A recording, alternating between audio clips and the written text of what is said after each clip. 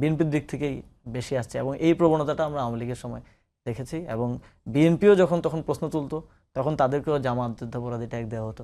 তো এখন একই জিনিস, এই যে একটু আগে যেটা বললাম, যে বিএনপি দিনে দিনে আওয়ামী লীগের রাজনীতিটাকেই ধারণ করতে।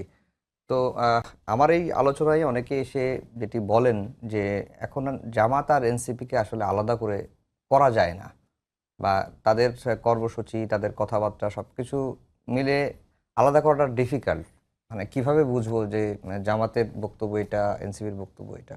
যে বিষয়গুলোতে এগ্রিমেন্টের ভিত্তিতে আমাদের নির্বাচন ঐক্যটা হয়েছিল, সংস্কার, বিচার এবং সুশাসন সহ আরও কিছু বিষয় আমাদের একটা বোঝাপড়ার ভিত্তিতে এগ্রিমেন্ট হয়েছিল। এখন এই ইস্যুগুলোতে আমাদের রাজনৈতিক বক্তব্যটা আমরা একসাথে আলোচনার ভিত্তিতে ঠিক করি।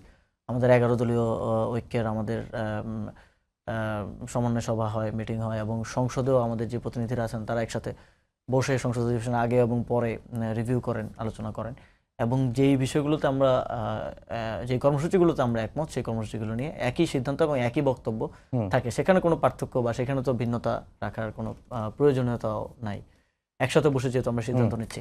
কিন্তু রাজনৈতিক ক্যারেক্টারের দিক থেকে যদি আপনি দেখেন, যে এনসিপি একটা মধ্যমপন্থী লিবারেল ডেমোক্রেটিক এবং ন্যাশনালিস্ট পার্টি, এবং সেখানে আমাদের রাজনৈতিক বক্তব্য সেটাই আছে। এবং আমাদের নারীদের বিষয়ে রাজনৈতিক বক্তব্য, অ্যাক্রস কমিউনিটিস আমরা কিভাবে ভাবি, কিভাবে চিন্তা করি, এবং আমাদের পার্টির মধ্যে যে ইনক্লুসিভিটি, এই ফিচারগুলো কিন্তু আমরা রক্ষা করে চলছি।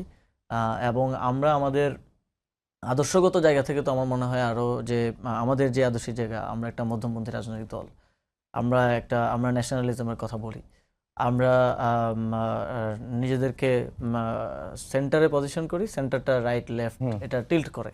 এটা খালেদা জিয়া একবার বলেছিলেন যে ডানের বামে, বামের ডানে।